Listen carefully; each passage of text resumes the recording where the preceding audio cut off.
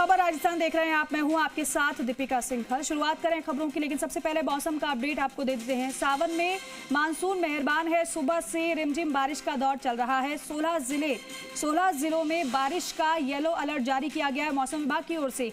6 जिलों में orange alert है, तो वहीं झालावाड़, उदयपुर, डूंगरपुर, बांसवाड़ा, प्रतापगढ़, भीलवाड़ा जिले में ऑरेंज अलर्ट मौसम विभाग ने जारी किया है। इसके साथ साथ जयपुर, दौसा, सिरोही, चित्तौड़गढ़, राजसमंद, बूंदी, कोटा, बारां, झालावाड़, जोधपुर, पाली, सवाई माधोपुर, टोंक, सीकर, चूरू, हनुमानगढ़ जिलों में येलो अलर्ट मौसम विभाग ने जारी किया है। राजस्थान के ऊपर बना हुआ है एक साइक्लोनिक सर्कुलेशन। मानसून की जो ट्रफ लाइन है वो भी अपनी नॉर्मल पोजीशन पर गुजर रही है और इस सिस्टम के कारण ही 2 दिन राज्य में भारी बारिश की आशंका व्यक्त की गई है मौसम विभाग की ओर से। और कई क्षेत्रों में भारी बारिश से निचले इलाकों में दरअसल जल भराव हो गया है। इस सीजन में अब तक की बात कर लें तो इस सीजन में अब तक 108% ज्यादा बारिश हुई है और इंद्रदेव मेहरबान है प्रदेश पर। लगातार बारिश का सिलसिला जारी है। कई जिले ऐसे हैं जिसमें ऑरेंज अलर्ट जारी किया गया है, तो कई ऐसे भी जिले हैं जहां पर येलो अलर्ट है।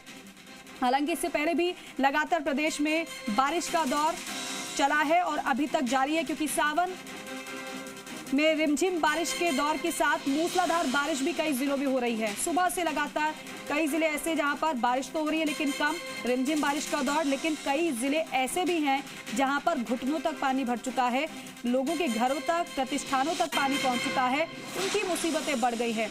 मौसम सुहाना वहां पर कहा जा सकता है जहां पर बारिश तेज नहीं, लेकिन जहां पर बहुत तेज बारिश हो रही है और उसके बाद जो ऐसा मंजर बन रहा है जो इन तस्वीरों में आपको नजर आ रहा है, आप समझ सकते हैं कि कितनी ज्यादा परेशानी उनके लिए बढ़ जाएगी। निचले इलाके वहां तक पानी पहुंच चुका है।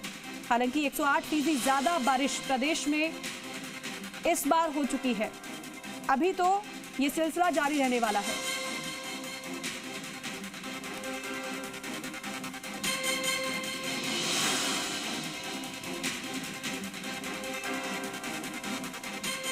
और वह बयाना की बात कर लेते हैं। बयाना में प्रशासन ने अलर्ट जारी कर दिया है। जिले के सबसे बड़े बांध बारेठा में लगातार पानी की आवक जारी है। 3 गेटों को 4-4 फीट खोलकर की जा रही है पानी की निकासी। लगातार बांध में बढ़ रहा है पानी का जलस्तर। ऐसे में जल संसाधन विभाग द्वारा निकासी की जा रही है पानी की। बयाना उपखंड के कई गांव होंगे पानी के कारण प्रभावित, लेकिन नजर जलदाय विभाग की इस पर। बारेठा बांध की बात कर रहे हैं, किस तरीके से बांध लगातार भरता नजर आ रहा है, क्योंकि पानी की आवक हो रही है बारिश की वजह से। इसीलिए प्रशासन ने अलर्ट जारी कर दिया है। जिले में सबसे बड़े बांध बारेठा में लगातार पानी की आवक के बाद की तस्वीरें आपको नजर आ रही है। पानी का वेग आप देख सकते हैं कितना तेज। 3 गेटों को 4-4 फीट खोलकर पानी की निकासी की गई है। लगातार बांध में जलस्तर बढ़ता जा रहा है क्योंकि बारिश का अलर्ट है, बारिश लगातार हो रही है। अब ऐसे में जल संसाधन विभाग निकासी लगातार पानी की कर रहा है जिससे कि बैलेंस हो पाए। बयाना उपखंड के कई गांव इस पानी की वजह से प्रभावित होंगे, ऐसा माना जा रहा है। हालांकि एडवाइजरी और गाइडलाइन प्रशासन की ओर से मौसम बारिश के बाद बढ़ता बांधों के जलस्तर को देखते हुए जारी की जा रही है। राजसमंद जिले में सावन के पहले सोमवार की सुबह मौसम ने अचानक से करवट ली। अल सुबह से ही रुक रुक कर बारिश का दौर चल रहा है, जिससे शहर भर में ठंडक घुल गई है। घने काले बादलों से ढका आसमान मौसम के बदलते मिजाज की गवाही दे रहा है। बारिश की वजह से सड़कों पर हल्की फिसलन और दृश्यता में कमी देखी जा रही है। विजिबिलिटी कम हो रही है, जिस कारण वाहन चालक हेडलाइट्स जलाकर सफर करने को मजबूर हैं। सावन की पहली बारिश ने शिव भक्तों का उत्साह भी दोगुना कर दिया है, क्योंकि ये सोमवार भगवान भोलेनाथ को समर्पित है। बारिश के साथ मौसम सुहाना हो गया है और लोग इससे राहत महसूस तो कर रहे हैं, लेकिन वहां पर आफत ये बारिश बन गई है जहां पर सड़कें जलमग्न हो चुकी है। आज सुबह से बारिश का दौर जारी है। बारिश का अलर्ट के साथ साथ सावधानी बरतने की भी सलाह मौसम विभाग ने दी है। और देखिए, देश के अधिकांश जिलों में मानसून सक्रिय हो चुका है, लेकिन धौलपुर में शुरुआती बारिश ने ही नगर परिषद के अधिकारियों की कार्यप्रणाली पर सवाल खड़े कर दिए हैं। महज करीब 1 घंटे की बारिश ने ही इन अधिकारियों की पोल खोल कर रख दी है, क्योंकि इनके द्वारा कराए गए कार्य कितने सफल हुए हैं। ये बरसात में खोल दिए। शहर के अधिकांश नाले उफान पर आ गए हैं, जिससे कई कॉलोनियों के घरों के अंदर तक पानी भर गया है। सड़कों पर भी जलभराव हो गया है, लोगों को परेशानी हो रही है। 3 महीने पहले नगर परिषद ने शहर के नालों पर अतिक्रमण हटाने के लिए जोर शोर से अभियान चलाया था और ये दावा किया गया था कि बारिश के दौरान जल निकासी की कोई समस्या नहीं होगी। लेकिन इस बारिश ने इन दावों की पोल खोलकर रख दी है, क्योंकि स्थानीय निवासी ये कह रहे हैं कि जिन इलाकों से अतिक्रमण हटाया गया था वहाँ भी जलभराव की स्थिति वैसी की वैसी बनी हुई है। तो किस बात का अतिक्रमण हटाया और किस बात का दावा किया गया था अधिकारियों की ओर से कि इस बार मानसून में कोई दिक्कत परेशानी किसी को नहीं होगी, क्योंकि हालात तो जस के तस ही बने हुए हैं, कोई बदलाव नहीं हुआ है।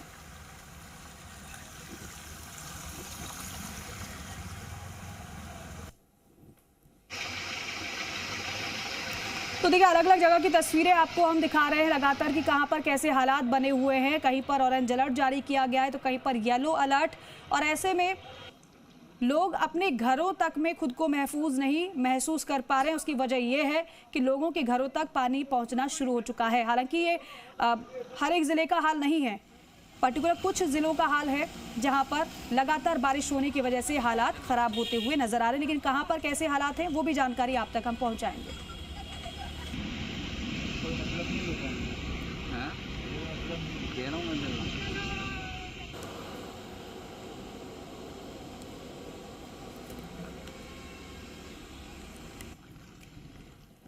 तो देखिए, एक तरफ तो बारिश का पानी किस तरीके से सड़कों पर नजर आ रहा है, तो दूसरी तरफ आकाशीय बिजली गिरने से भी मौत की खबर सामने आई है। भरतपुर के रुदावल से खबर है, आकाशीय बिजली गिरने से 2 मंजिला मकान धराशायी हुआ और इस हादसे में मकान के मलबे के नीचे दबने से एक व्यक्ति की मौत की खबर है। मृतक की पहचान महेश गोयल रुदावल के रूप में हुई है। रुदावल के जो निवासी बताए जा रहे हैं। पुलिस ने शव को कब्जे में लेकर अस्पताल की मोर्चरी में रखवा दिया है और फिलहाल पोस्टमार्टम की कार्रवाई अब की जाएगी। रुदावल कस्बे के मुख्य बाजार की ये घटना है। बारिश के बाद के ये साइड इफेक्ट आप देख रहे हैं किस तरीके से लोगों के लिए परेशानी का सबब बने हुए हैं। कहीं पर पानी भरा हुआ है तो कहीं पर बिजली गिरने की वजह से आप देख रहे हैं कि 2 मंजिला मकान धराशायी हुआ और इसी 2 मंजिला मकान धराशायी होने के बाद मलबे के नीचे दबने से एक व्यक्ति की मौत हो गई।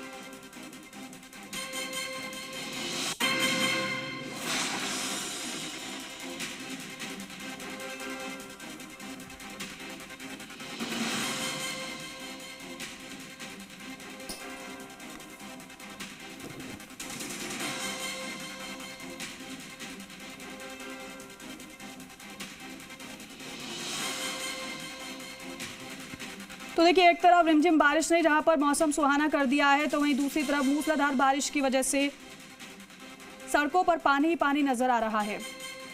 सड़कें तालाब में तब्दील होती हुई नजर आ रही हैं। लेकिन दूसरी तरफ आकाशीय बिजली गिरने की वजह से भी हादसा हुआ है। देवेंद्र हमारे सहयोगी फोन लाइन पर जुड़ रहे हैं।